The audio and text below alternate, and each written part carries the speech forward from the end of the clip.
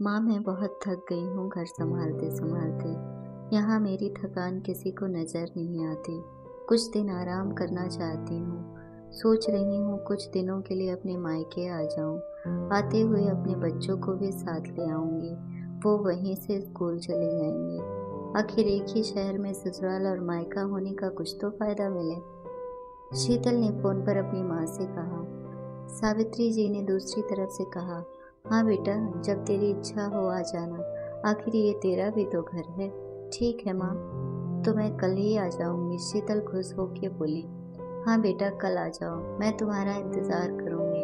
अभी मैं फ़ोन रखती हूँ, मुझे मंदिर भी जाना है। सावित्री जी ने फ़ोन रख दिया और सीधे किचन में गई। किचन में खाना बना रही बहू से बोली, अरे साक्षी, सुनो, कल तुम्हारी ननद आ रही है। आज बाजार जाकर फल सब्जी और मिठाइयाँ लेकर आना। बेचारी मेरी बेटी ससुराल में नौकरों की तरह काम करती है और उस पर कोई ध्यान ही नहीं देता। यहाँ आएगी, कुछ दिन रहेगी तो उसका मन और तबीयत अच्छे रहेंगे। सास के मुंह से ऐसी बातें सुनकर साक्षी का चेहरा उतर गया।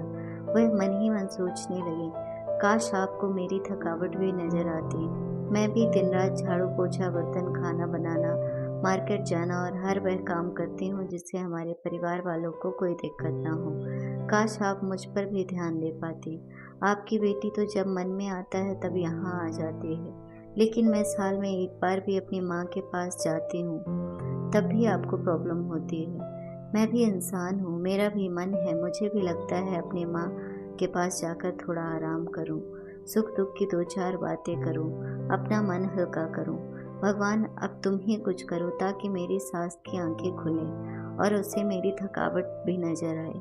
शाम तक भगवान ने जैसे साक्षी की सुन ली और उसकी ननद का फोन आया। ननद ने अपनी माँ से कहा कि उसकी सास ने उसे मायके आने के लिए मना कर दिया है, इसलिए इस बार वो नहीं आ सकती। सावित्री जी बोली, ऐसे कैसे मना कर दिया? पहले तो कभी वह तुम्हें आने के लिए नहीं रोकती थी, इस बार भला क्यों हो गया? लाओ मेरी बात कराओ उनसे, मैं समझती हूँ। शीतल ने फोन अपनी सास के पास दिया। सावित्री जी ने कहा, नमस्कार समधन जी, आपसे कुछ कहना था।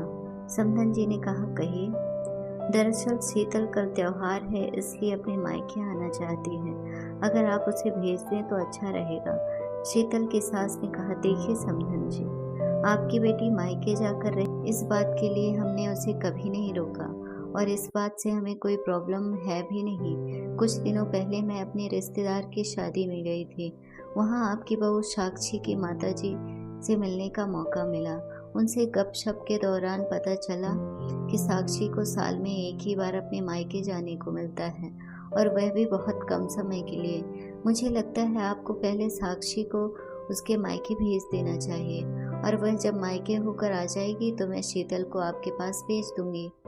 एक बहुत ज़रूरी बात जो मुझे लगता है आपको समझ लेनी चाहिए कि आपको अपनी बहू को भी बेटी की तरह या बेटी से ज़्यादा ही प्यार देना चाहिए। उसे भी मायके जाने की इच्छा होती होगी।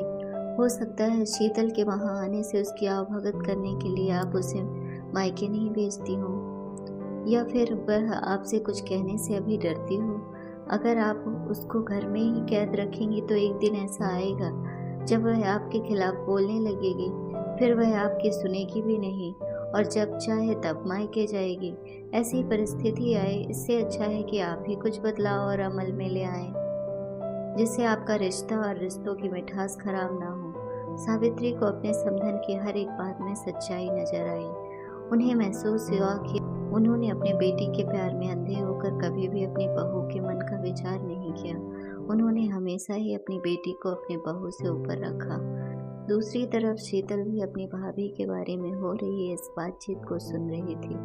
उसने भी रियलाइज किया कि कभी उसने अपनी भाभी के साथ ठीक से बात नहीं की और जब जब वह अपने मायके जाती है तो भाभी थोड़ी उदास रहती है। सावित्री जी ने अपनी बहू को बुलाया और उसे कहा कि साक्षी, कुछ दिनों के लिए शीतल नहीं आने वाली है, इसलिए पहले तुम अपने मायके होकर आओ।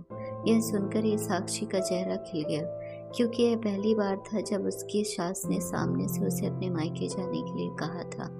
अगले दिन साक्षी अपने मायके गई और इस बार एक दो दिन नहीं, पूरे हफ्ते भर रहकर आई। अपनी माँ बाप से, अपने रिश्तेदारों से मिलकर आई।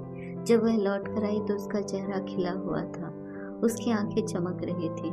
साक्षी के आने के बाद शीतल भी अपने मायके आई और इस बार वो खुद सामने से अपनी भाभी से खुशी खुशी मिली और अच्छे से बात की। शीतल ने अपनी माँ से बात करके उन्हें भी अच्छे से समझने में मदद की। वह कहीं न कहीं साक्षी के साथ गलत व्यवहार कर रहे थे। दूसरी तरफ साक्षी अपने ससुराल वालों के बदले रवैया को देखकर बहुत खुश थी। अब वह खुशी खुशी सबका ध्यान रखती थी और हर काम प्यार से करती थी। वह ध्यान रखती कि कोई भी ऐसी बात या काम ना करे जिससे घर में तनाव का माहौल पैदा हो। सावित्री जी अपनी बहू को खुद ही समय समय पर मायके भेज दिया करती थी। एक छोटे से बदलाव ने सास बहू और भाभी ननद के बीच की कड़वाहट को दूर कर दिया और रिश्तों को और भी ज़्यादा मीठा और मजबूत कर दिया। अगर आपको हमारी स्टोरी अच्छी लगी हो तो अपने दोस्तों के साथ भी शेयर कीजिए और कमेंट में ज़रूर बताइए कि कैसी लगी हमारी ये कहानी। और हाँ, चैनल को सब्सक्राइब करना ना भूलें।